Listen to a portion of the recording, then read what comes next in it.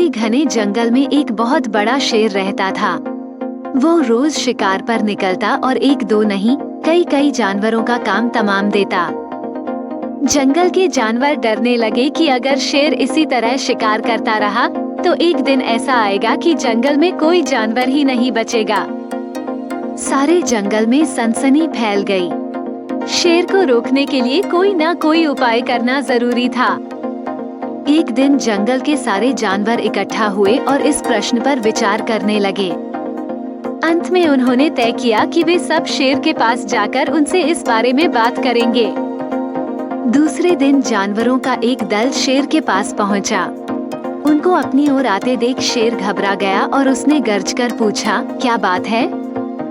तुम सब यहाँ क्यों आए हो? जानवर दल के नेता ने कहा, महाराज, हम आपके पास निवेदन करने आए हैं। आप राजा हैं और हम आपकी प्रजा। जब आप शिकार करने निकलते हैं तो बहुत जानवर मार डालते हैं। आप सबको खा भी नहीं पाते। इस तरह से हमारी संख्या कम होती जा रही है। अगर ऐसा ही चलता रहा तो कुछ ही दिनों में जंगल में आपके सिवाय और कोई नहीं बचेगा। प्रजा के बिना राजा भी कैसे रह सकता है? यदि हम सभी मर जाएंगे तो आप भी राजा नहीं रहेंगे।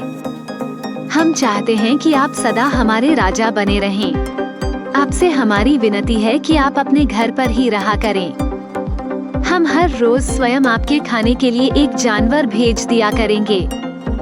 इस तरह से राजा और प्रजा दोनों ही चैन से रह सकेंगे। शेर को लगा कि जानवरों की बात में सच्चाई है। उसने पल भर सोचा, फिर बोला, अच्छी बात है, मैं तुम्हारे सुझाव को मान लेता हूँ, लेकिन याद रखना, अगर किसी भी दिन तुमने मेरे खाने के लिए पूरा भोजन नहीं भेजा तो मैं जितने जानवर चाहूँगा मार डालूंगा। जानवरों के पास और कोई चारा तो था नहीं, इसलिए उन्होंने शेर की शर्त मान ली और अपने अपने घर चले गए। उस दिन से हर रोज शेर के खाने के लिए एक जानवर भेजा जाने लगा। इसके लिए जंगल में रहने वाले सब जानवरों में से एक एक जानवर बारी बारी से चुना जाता था।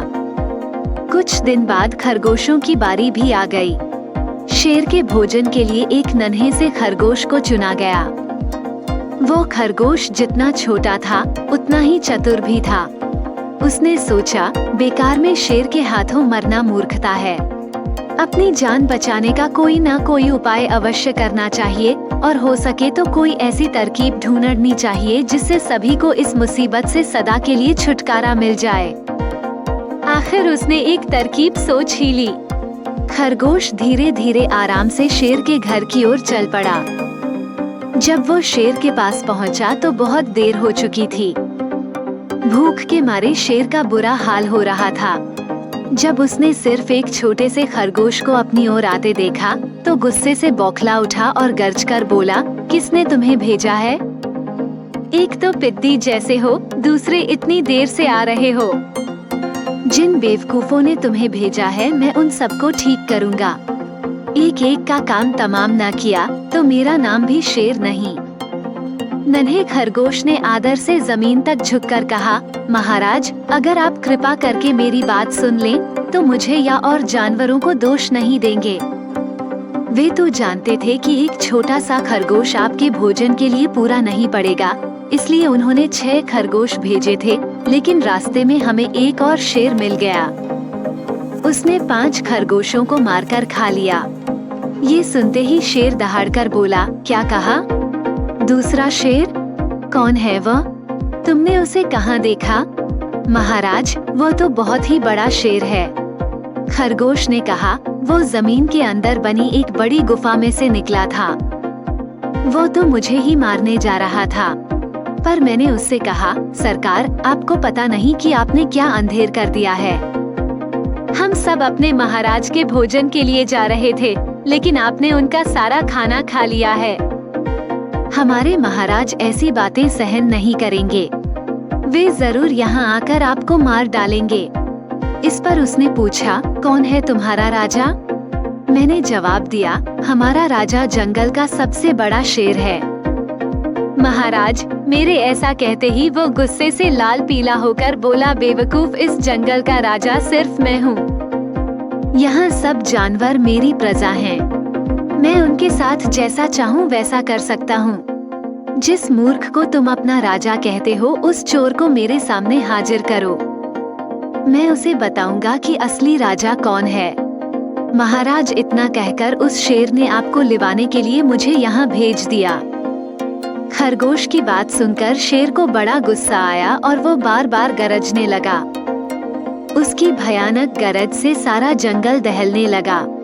मुझे फौरन उस मूर्ख का पता बताओ। शेर ने दहाड़कर कहा, जब तक मैं उसे जान से नहीं मार दूंगा, मुझे चैन नहीं मिलेगा। बहुत अच्छा महाराज, खरगोश ने कहा, मौत ही उस दुष्ट की सजा है। अगर मैं और बड़ा और मजबूत होता तो मैं खुद ही उसके टुकड़े टुकड़े कर देता। चलो, रास्ता दिखाओ, शेर ने कहा। फौरन बताओ किधर चलना है। इधर आइए महाराज, इधर। खरगोश रास्ता दिखाते हुआ शेर को एक कुएं के पास ले गया और बोला, महाराज, वो दुष्ट शेर जमीन के नीचे किले में रहता है। जरा सावधान रहिएगा।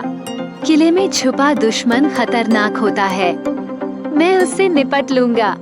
शेर ने कहा, तुम ये बताओ कि वह है कहाँ? पहले जब मैंने उसे देखा था तब तो वो यहीं बाहर खड़ा था। लगता है आपको आता देखकर वो किले में घुस गया है। आइए मैं आपको दिखाता हूँ। खरगोश ने कुएं के नजदीक आकर शेर से अंदर झांकने के लिए कहा। शेर ने कुएं के अंदर झांका तो उसे कुएं के पानी में अपनी परछाई दिखाई दी। परछाई को देखकर शेर जोर से दहाड़ा। कुएं के अंदर से आती हुई अपनी ही दहाड़ने की गूंज सुनकर उसने समझा कि दूसरा शेर भी दहाड़ रहा है। दुश्मन को तुरंत मार डालने के इरादे से वो फौरन कुएं में कूद पड़ा। कूदते ही पहले तो वो कुएं की दीवार से टकराया, फिर धड़ाम से पानी में गिरा और डूबकर मर गया। इस तरह चतुराई से शेर से छुट्टी पाकर नन्हा खरगोश घर लौटा। उसने जंगल के जानवरों को शेर के मारे जाने की कहानी सुनाई। दुश्मन के मारे जाने की खबर से सारे जंगल में खुशी फैल गई।